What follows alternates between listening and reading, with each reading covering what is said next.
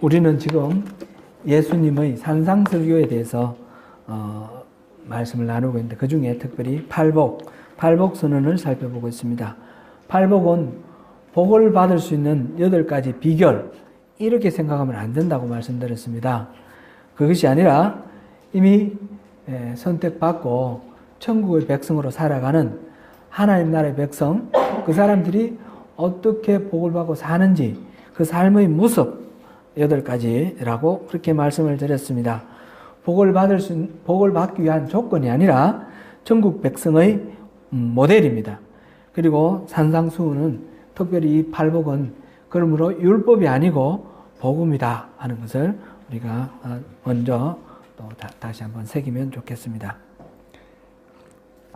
이 팔복은 그냥 쭉 8가지를 나열해 놓은 것이 아니라 아주 세밀하게, 정교하게, 논리정연하게 그렇게 배열되어 있습니다. 처음 4가지, 심령이 가난한 자는 복이 있다, 애통하는 자는 복이 있다, 온유한 자는 복이 있다, 의에 줄이고 목마른 자는 복이 있다. 이 처음 4가지는 자기의 의를 드러내는 시간이라, 빼내는 그런 순서다라고 그렇게 말씀을 드렸습니다.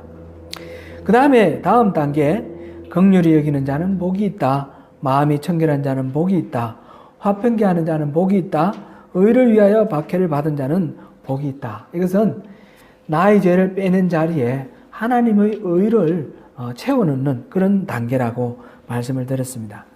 신앙은 자기의 의를 쌓아나가는 선행이라든지 무엇이든지 자기의 의를 쌓아나가는 그런 과정이 아닙니다.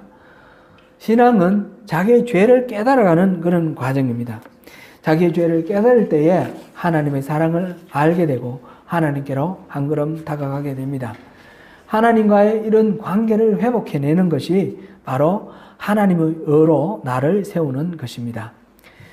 그리고 또 한 가지 더 말씀드릴 것은 이 8가지, 앞에 4가지, 뒤에 4가지가 순차적으로 서로 굉장히 연결이 되어 있다는 것입니다. 첫 번째, 심령이 가난한 사람하고 오늘 우리가 볼 긍휼히 여기는 자하고 긴밀하게 연결이 되어 있습니다. 두 번째, 애통하는 자하고 6번째, 마음이 청결한 자가 연결이 되어 있습니다. 그 다음에 3번째, 온유한 자와 7번째, 화평케 하는 자가 연결이 되어 있습니다. 그 다음에 네 번째, 의에 줄이고 목마른 자와 그 다음에 8번째, 의를 위하여 박해를 받는 자와 연결이 되어 있습니다. 다시 말씀드리면 심령이 가난한 자가 긍휼히 여길 수가 있고, 애통하는 자가 마음이 청결할 수가 있고, 또 온유한 자가 화평케 할 수가 있습니다. 의에 줄이고 목마른 자가 의를 위하여 핍박을 받을 수가 있는 것입니다. 이 구조를 전체를 머릿속에 잘 이렇게 넣어 두시고 그 의미를 살펴볼 때 우리가 더 깊은 팔복에 대한 그 은혜를 우리가 누릴 수 있습니다.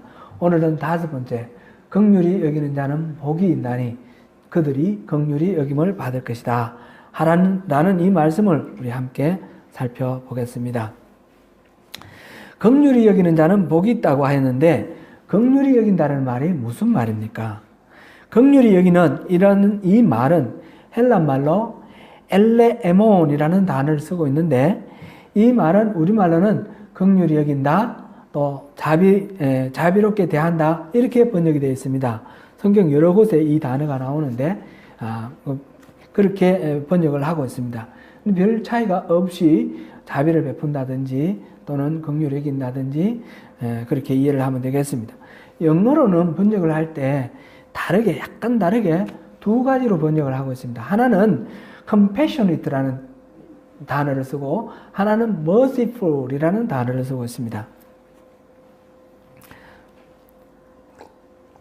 첫 번째, compassionate라는 말은 어려움에 빠져있는 사람을 보고 동정심을 느끼며 도와주려고 한다 하는 그런 의미가 들어있고, 둘째, merciful이라는 단어는 누군가가 잘못을 했는데 그 잘못을 용서하고 친절하게 대한다라는 뜻입니다. 둘 다 불쌍히 여긴다라고 그렇게 말할 수 있습니다. 먼저 compassionate라는 이 의미로 쓰여져 있는 긍휼히 여긴다라는 말에 대해서 우리 한번 생각해 보겠습니다. 이것은 어려움에 처한 사람을 불쌍히 여기고 사랑하는 마음으로 도와준다는 그런 의미입니다. 긍휼, 자비 또는 사랑 이렇게 번역해도 좋은 말입니다. 누가복음 10장 25절에서 37절 사이에서 이런 말씀이 기록되어 있습니다. 어떤 율법 교사가 예수님을 찾아와서 물었습니다. 선생님, 내가 무엇을 해야 영생을 얻겠습니까? 예수님이 대답하셨습니다. 성경에는 무엇이라고 기록되어 있는가? 그랬더니 그 율법 교사가 대답합니다. 내 마음을 다하며 목숨을 다하며 힘을 다하며 뜻을 다하여 주 너희 하나님을 사랑하라. 또한 내 이웃을 내 자신과 같이 사랑하라. 이 두 가지를 말했습니다. 예수님이 말씀을 하셨습니다. 잘 대답하였다. 이를 행하여라. 그러면 살리라. 그 사람이 계속해서 물었습니다. 그러면 내 이웃이 누구입니까? 예수님이 이 비유의 말씀을 하셨습니다. 어떤 사람이 예루살렘에서 여리고로 내려가다가 강도를 만났다. 강도들이 옷을 다 벗기고 때려 거의 죽을 정도의 상태에 내버려 두고 갔다. 이때 마침 제사장 한 사람이 그곳에 이르러 지나가다가 그를 보고 그냥 지나갔다. 조금 있다가 레위 사람이 와서 그것을 보고 또 지나갔다. 어떤 사마리아 사람이 여행 중에 그곳에 이르러 그 사람을 보고 불쌍히 여겨서 기름과 포도주로 그 상처를 소독해주고 그를 자기 짐승에 태워서 여관에까지 데려가서 그를 돌봐주었다. 다음날 떠날 때에 여관 주인에게 부탁을 했다. 이 사람을 잘 돌봐주시오. 내가 돌아올 때 이곳에 올 테니까 혹시 비용이 많이 들면 내가 갚아주겠습니다. 이렇게 약속을 하였다. 이 세 사람 중에 강도 만난 사람 중에 이웃이 누구냐? 그 예수님의 질문을 듣고 그 사람이 대답했습니다. 자비를 베푼 사람입니다. 예수님이 말씀하셨습니다. 너도 이와 같이 하라. 이 이야기를 통해서 예수님이 우리에게 하신 말씀이 무엇입니까? 이웃을 내 자신과 같이 사랑하라 하는 이 하나님의 말씀 앞에서 율법 교사는 누가 내가 사랑할 만한 그런 내 이웃입니까? 이렇게 물었는데 예수님께서는 사마리아인처럼 이웃의 자격이 어떤지 따지지 아니하고 그가 필요로 하는 도움이 필요로 하는 불쌍한 상태에 있을 때에 그를 도와주고 자비를 베풀어주는 좋은 이웃이 되라 라고 말씀하셨습니다. 이렇게 자비를 베풀어 좋은 이웃이 되는 것은 영생을 얻는 길이 뭐냐라는 그 질문에 대한 답이었습니다. 주변에 누군가 도움이 필요한 사람이 있습니까? 어떤 경우는 물질로 도와야 하고 어떤 경우는 시간을 내어 도와야 하고 어떤 경우는 말로 위로하고 격려하면서 도와야 할 때가 있을 것입니다. 도움의 방법은 다양하지만 정말 어려움에 빠진 사람이 있을 때 그 사람을 살려내고 어려움에서 벗어나게 하는 것, 이것이 바로 영생에 이르는 길입니다.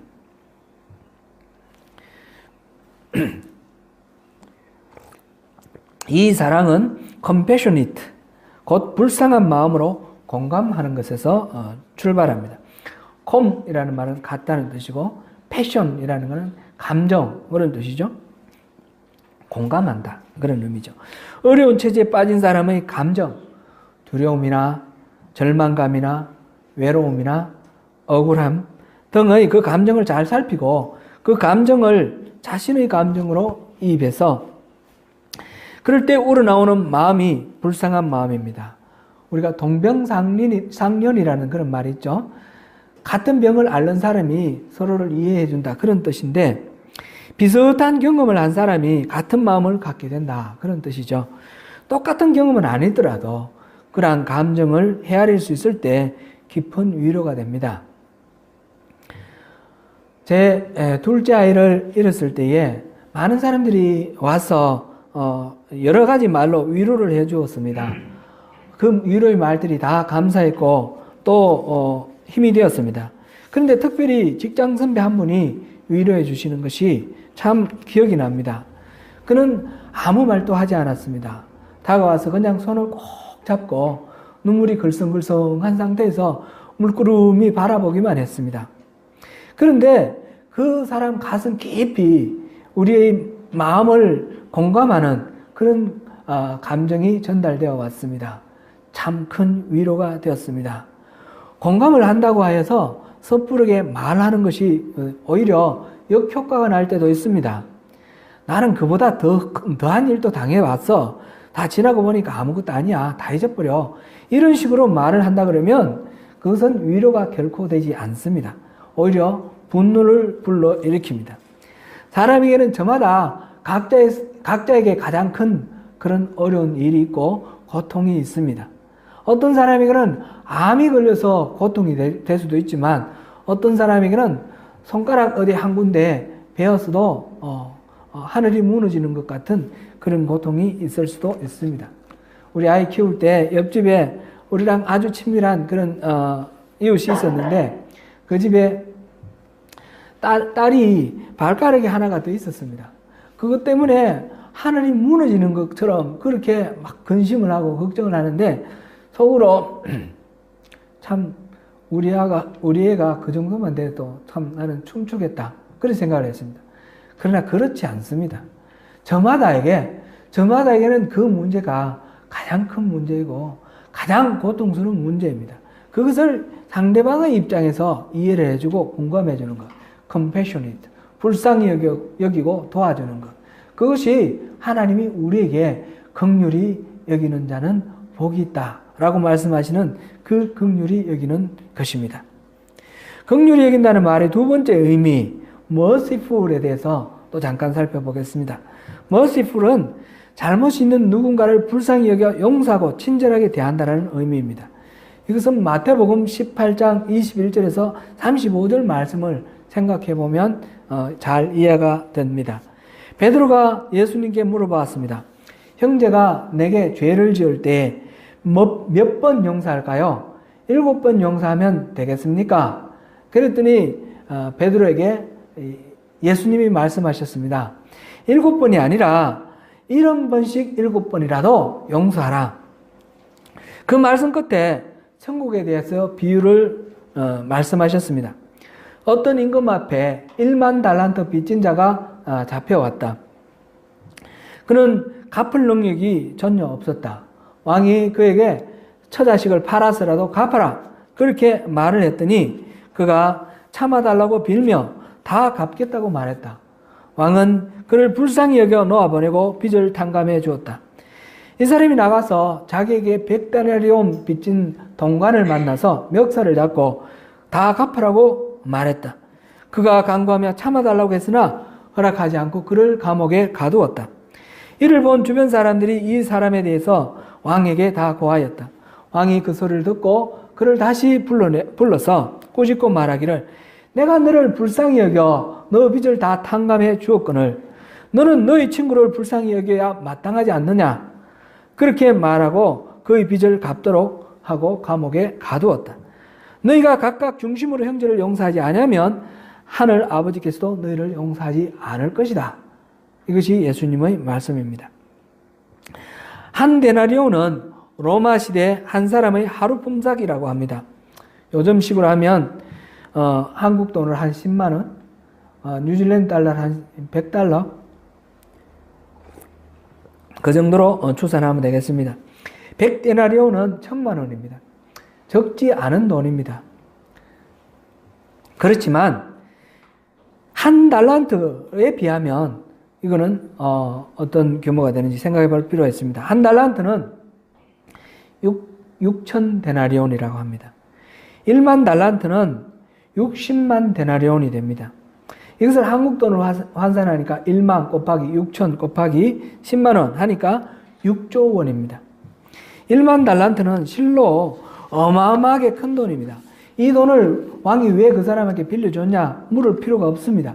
이 비유는 모든 재산을 다 팔고 진짜 가족까지 팔았으라도 갚지 못할 어마어마한 큰 돈이다라는 그런 의미입니다.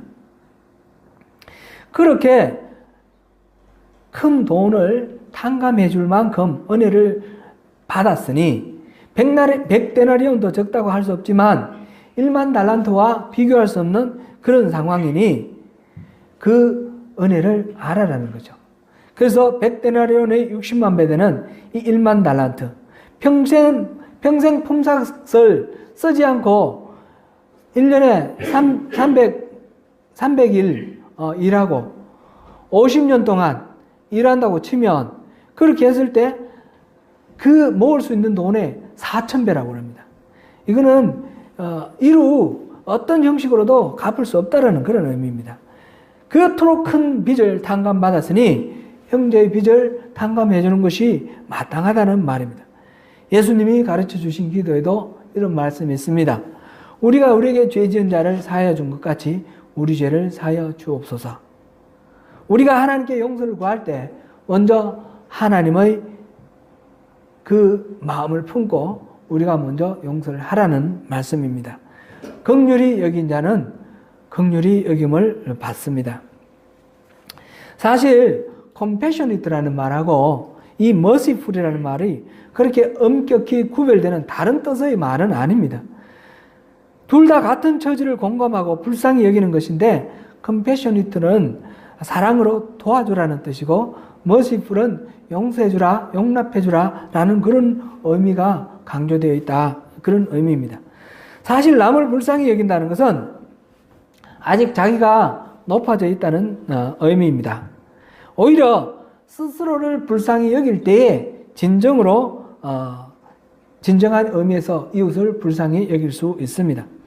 앞서 팔복 사이의 관계를 말씀드렸는데 누가 긍휼히 여길 수 있는가 할 때 누구라고 했습니까? 심령이 가난한 자. 심령이 가난한 자가 긍휼히 여긴다 했습니다. 심령이 가난한 사람은 어떤 사람입니까? 자신에게는 스스로 일어설 어떤 능력도 없고 스스로 내세울 어떤 공로도 없고 어떤 자랑도 없으며 스스로 의지할 어떤 의도 없는 사람입니다. 그것을 깨달은 사람입니다. 오직 주님께만 길이 있고 주님께 의지하는 사람입니다.